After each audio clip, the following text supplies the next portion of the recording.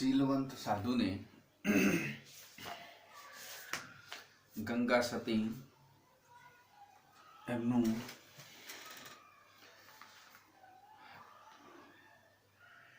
ભજન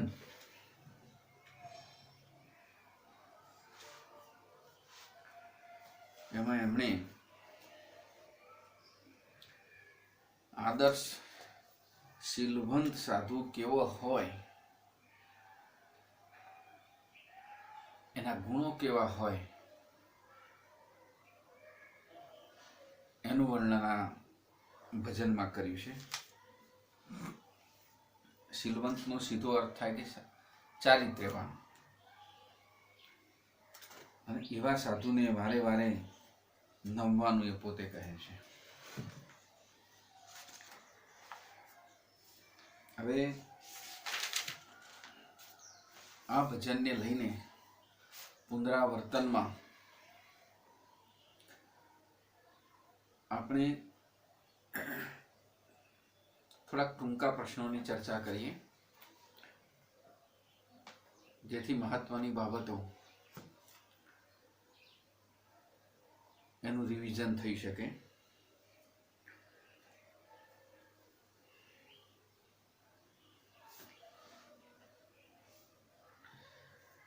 તો ગંગા સતી કેવા સાધુને વારે વારે નમવાનું કહે છે? ભજનમાં આવે છે શીલવંત સાધુને નમીએ, સીધો જવાબ છે. તો ગંગા સતી શીલવંત સાધુને વારંવાર નમવાનું કહે છે.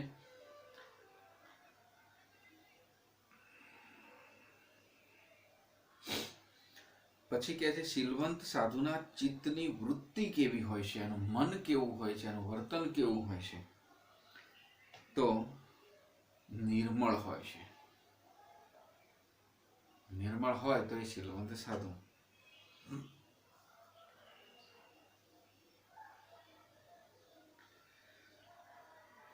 શીલવંત સાધુને શામાં પ્રીત હોય છે? પરમાર્થમાં પ્રીત હોય છે. એને સંસારની માયામાં નહીં. સારું કાર્ય કઈ રીતે થઈ શકે પરમાર્થનું, એમાં એને પ્રીત હોય છે. શીલવંત સાધુના જીવનમાં શામાં એકત્વ જોવા મળે છે? તો મન, વચન અને વાણીમાં એકરૂપતા જોવા મળે છે. મન, વચન અને વાણી. ગંગા સતીના આ ભજનમાં કોના લક્ષણો વર્ણવાયા છે? તો શીલવંત સાધુના લક્ષણો વર્ણવ્યા છે. એમને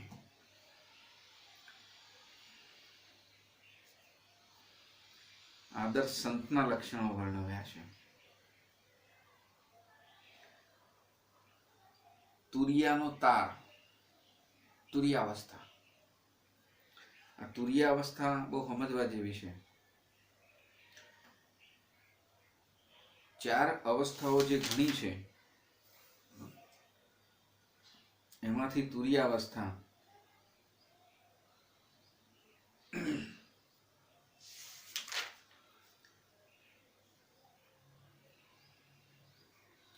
તુરી નામનું એક વાદ્ય છે, સંગીતનું સાધન. તુરી વાદ્ય દ્વારા જેનું ચિત્ત પ્રભુના ધ્યાનમાં લાગે છે એ તુરિયાવસ્થા. કહેવાનો મતલબ કે ધ્યાન અવસ્થા. ધ્યાન અવસ્થામાં મગ્ન હોય એને તુરિયાવસ્થા કહેવાય. જાગ્રત અવસ્થા હોય, નિદ્રાવસ્થા હોય, એમ તુરિયાવસ્થા, સુષુપ્ત અવસ્થા. આ 4 અવસ્થાઓમાં છેલ્લી તુરિયાવસ્થા છે. તુરી નામનું વાદ્ય વાગે અને પ્રભુમાં ચિત્ત જોડાઈ જાય પછી એ વ્યક્તિ ધ્યાન અવસ્થામાં બેઠો હોય તો એમ કહેવાય કે તુરિયાવસ્થામાં છે.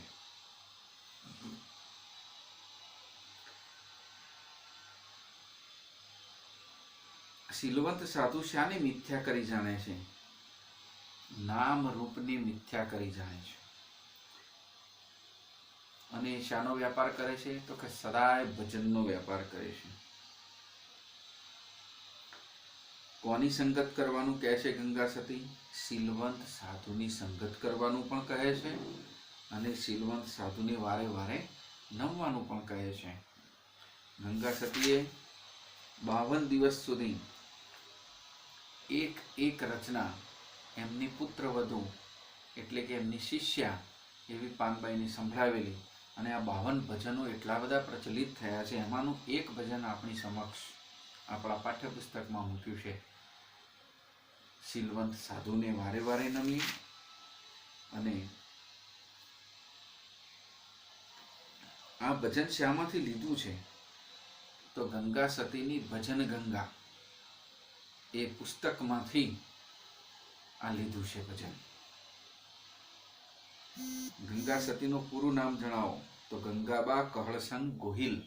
રાજપૂત હતા, ક્ષત્રિયાણી હતા.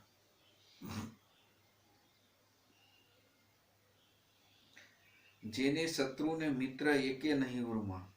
એ પંક્તિનો ભાવ શું થાય? નથી શત્રુ કોઈ કે નથી મિત્ર, નિર્લેપ બનવાનો ભાવ છે. મિત્રો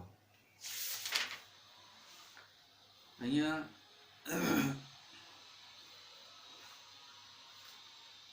ગંગા સતીએ શીલવંત સાધુના લક્ષણો તો બતાવ્યા છે અને કહે છે કે એ ચારિત્રશીલ હોય છે, હંમેશા નિર્મળ અને પવિત્ર હોય છે,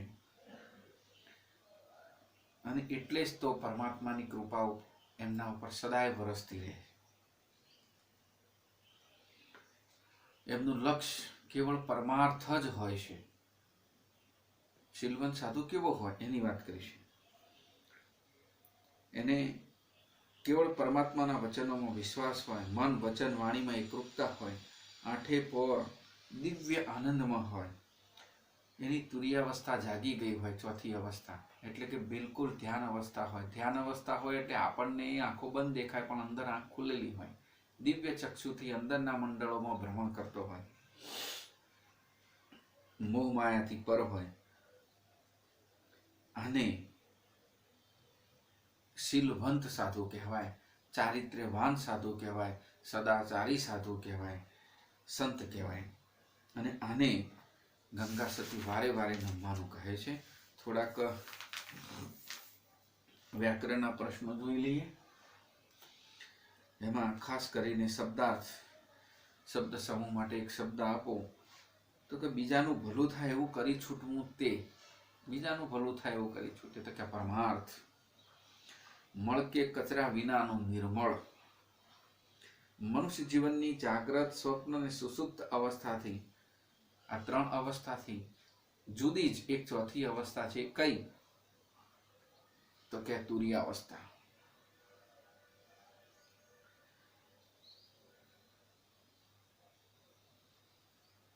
રૂઢિપ્રયોગ. નામ ને રૂપ મિથ્યા કરવા.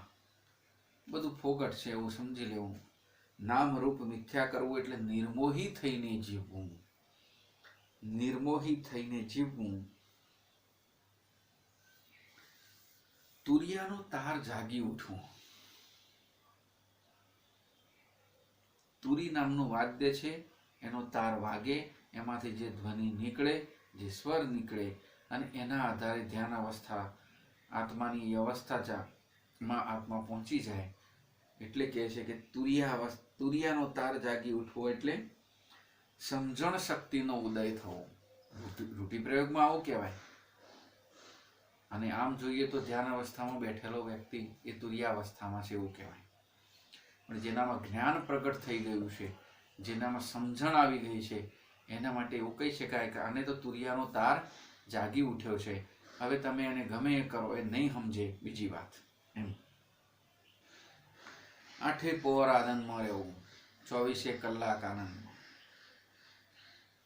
સદાય દિવ્યાનંદ, પ્રભુ ભજનમાં રહેવું. આઠે પહોર આનંદમાં રહેવું એટલે કે દિવસના 4 પ્રહર, રાત્રિના 4 પ્રહર, એક પ્રહરના 3 કલાક, 4 તારી 12, 12 ને 12 24 કલાક. આઠે પહોર રાત દિન પ્રભુ ભજનમાં મગ્ન રહે, એને કહેવાય કે આઠે પહોર આનંદમાં રહેવું. પછી સમાસ ઓળખો વારે વારે. જો એકની એક ક્રિયા વારંવાર થતી બતાવવી હોય તો એ કયા સમાસમાં આવે? તો કે દ્વંદ્વ સમાસમાં. મેં શીખવેલું છે તમને. તમારે દ્વંદ્વ સમાસ એક અડધા 1 કલાકનો હશે, સાંભળવો પડશે. દ્વંદ્વ સમાસ એટલે અન્યથી જોડાઈ ગયો, કેથી છૂટો પડ્યો એમ, એટલે વાત પૂરી ના થઈ જાય. વારે વારે એટલે એકની એક ક્રિયા વારંવાર થતી દર્શાવવાના જે શબ્દ હોય એ બધા જ દ્વંદ્વમાં આવે. પછી પરમાર્થ તો કર્મધારય છે. પરમ વત્તા અર્થ થયું ને, પરમાર્થ. પહેલું વિશેષણ છે, બીજું નામ છે. પહેલું નામ હોય, બીજું વિશેષણ હોય તો એ કર્મધારય. મન મસ્ત, મનમાં જ મસ્ત હોય, મનથી મસ્ત હોય. આ વિભક્તિ પ્રત્યે અંદર આવ્યો એટલે તત્પુરુષ બન્યો. ગંગા સતી, કેટલું સરસ નામ છે, ગંગા સતી. કયો સમાસ હોઈ શકે? ગૂંચવણ થાય અને મૂંઝવણ થાય. ગંગા એ જ સતી, એમ ગંગા રૂપી સતી એમ પણ કહેવાય. એ પણ કર્મધારય બન્યું છે. પછી ભાઈ સમાનાર્થીમાં ભવ એટલે સંસાર, રૂડુ એટલે સારું, સદા એટલે હંમેશા, અને ઉર એટલે હૃદય.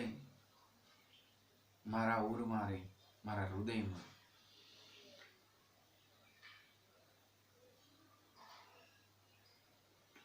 ગંગા સતીનું ભજન છે અને એનો સમયકાળ છે 1846 થી 1894, એટલે કે 19મી સદી ચાલુ થઈ ગઈ છે. તો એ સમયના જે તે વિસ્તારના જે શબ્દો છે તળપદા એ પણ જોવા જોઈએ. કે છે નિર્મળ, તો નિર્મળ શુદ્ધ શબ્દ. તળપદો શબ્દ આપો, એનું શિષ્ટ રૂપ. મહારાજ એટલે મહારાજ. રેવે રહે. પોર આઠે પોર આનંદ રે. હવે પોર કયું પોર ચાલે છે? રાતનું પોર ચાલે. સવારના પોરમાં આવી ગયા. બપોરના પોરમાં શું છે? આપણે સ્વાભાવિક રીતે જ બોલીએ છીએ. એટલે પોર એટલે પ્રહર. પ્રહર. પછી વચનું એટલે વચન. તુરિયાનો તાર એટલે તુરી વાદ્યના તાર. અને સંગતું એટલે સંગત. વિશેષણ શોધવું છે તો શીલવંત સાધુને વારે વારે નમીએ. હવે ક્યાંક વિશેષણ શોધો વાક્યમાંથી. સાધુ છે પણ કેવો? શીલવંત. સાધુ સંજ્ઞા છે. નામના અર્થમાં કોઈ વધારો કરનારો શબ્દ હોય તો એ વિશેષણ હોય. અને શીલવંત શબ્દ એટલે ગુણવાન અને ગુણ બતાવે છે એટલે એને ગુણવાચક વિશેષણ કહીશું. આઠે પોર મન મસ્ત રહે. આઠે પોર, 8 સંખ્યા છે એટલે કઈ વિશેષણ થયું? સંખ્યાવાચક વિશેષણ થયું. પછી વાત આવે છે ક્રિયા વિશે વિશેષણની. તો શીલવંત સાધુને વારે વારે નમીએ. શીલવંત તો વિશેષણ હતું, સાધુ સંજ્ઞા છે. તો નમવાની વાત કરે છે. તો કેવી રીતે નમવાનું? વારે વારે નમવું. નમવાની એક રીત છે. તો રીતિવાચક, અરે વારે વારે એટલે સમય સમય એમ નમતા રહો. સમયવાચક ક્રિયા વિશેષણ છે. પછી ચિત્તની વૃત્તિ જેની સદાય નિર્મળ રહે, કાયમના માટે, એટલે એમાં પણ સમય આવ્યો. સદાય સમયવાચક. રૂડી પાડે એવી રીત રે. રીત કેવી? પાછી રૂડી રીત. રીતિવાચક ક્રિયા વિશેષણ થયું છે. મિત્રો, આપણે એક પ્રશ્ન વારંવાર પૂછાતો હોય છે ધ્વનિ ઘટકોનો. તો ધ્વનિ ઘટકો કયા છે એ બહુ સમજવું પડે. વૃત્તિ શબ્દ એક આપ્યો છે અહીંયા. તો વૃ છે નીચે ઋષિનું રૂ ગણાય એટલે વત્તા ઋષિનું રૂ થયું. પછી ત અને નાની એમ એ રીતે એના થઈ શકે.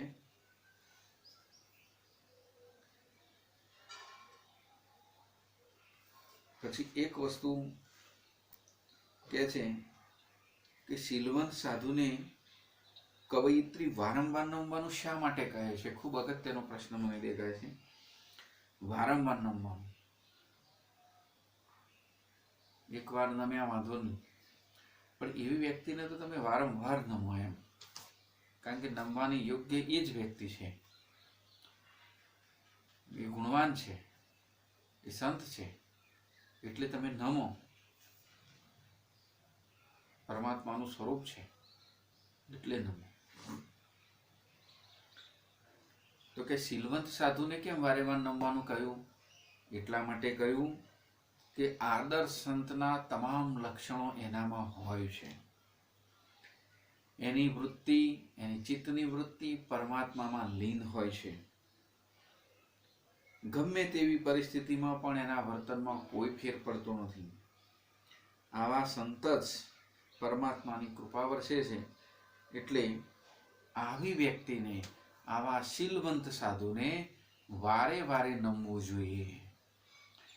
આ વસ્તુ જીવનમાં પણ ઉતારવા જેવી છે,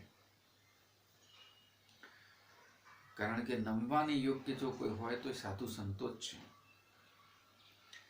કેવી વ્યક્તિની સંગત કરવાનું કહે છે ગંગા સતી? ગંગા સતીએ જે કંઈ ભજનો ગાયા છે 52 દિવસમાં 52, અને પછી દેહ છોડીએ દીધો હતો એમને, તો કેવી વ્યક્તિને સંગત કરવાનું કહે છે?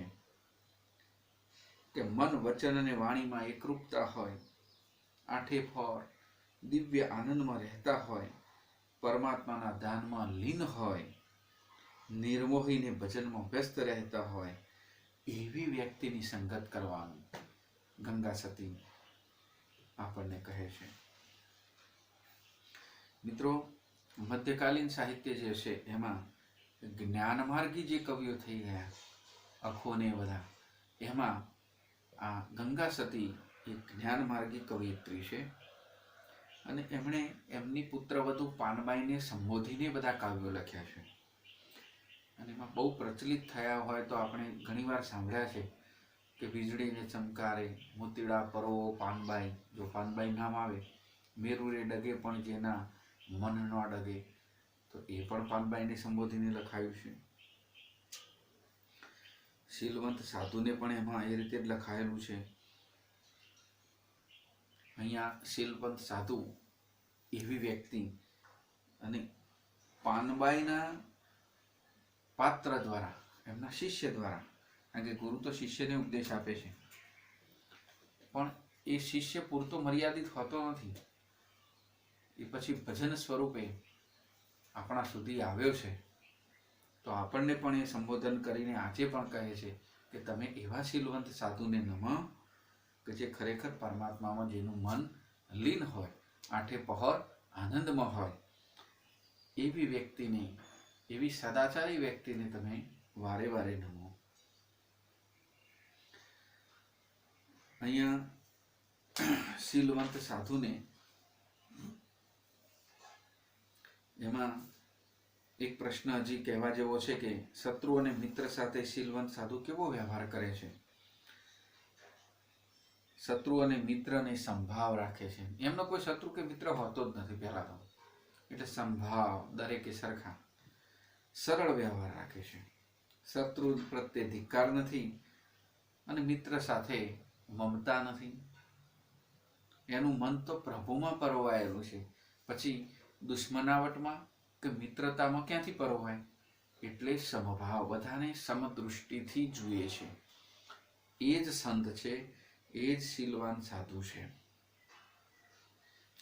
સંધિમાં થોડુંક પરમ વત્તા અર્થ તો તરત આવડી જાય કે પરમાર્થ. વી વત્તા આ વત્તા પાર બરાબર વ્યાપાર.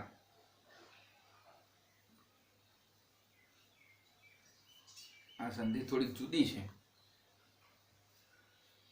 વ્યાપારની સંધિ યાદ રાખવા જેવી છે. વી વત્તા આ વત્તા પાર લખ્યું છે, બરાબર વ્યાપાર, એટલે થોડીક જુદી દેખાય છે બધાથી, એ લખવી જોઈએ. અને જોડણીના કવિતામાંથી 10 શબ્દો તમારે અઘરા શબ્દો એમાંથી કાઢીને ચોપડામાં લખવા જોઈએ.